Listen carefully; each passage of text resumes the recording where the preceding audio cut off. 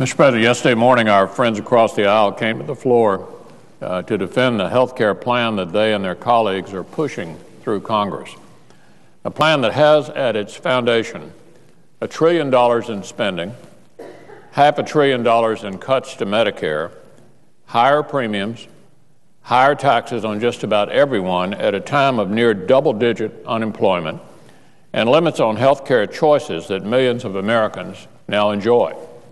I want to congratulate the Republican leader for his comments. Maybe he, if it weren't so serious, he and I and the senator from Texas would probably all be amused to hear the Democratic leader come here day after day and first say that the Republicans don't have a health care plan, and second, attack our plan.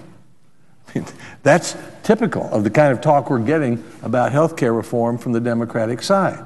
We're getting double talk. The Republican plan for health care is to take several common sense steps in the right direction, reducing cost, that will get us where we want to go.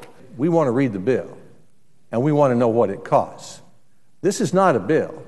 This is some pages of concepts. Are we getting coverage of the 47 million Americans that we hear about over and over again in the debate? Well, not really. According to the paper this morning, we're going to get 29 of the 47 million taken care of, which means roughly 20 million left out. The Finance Committee bill does in fact raise taxes on families making less than $250,000 a year.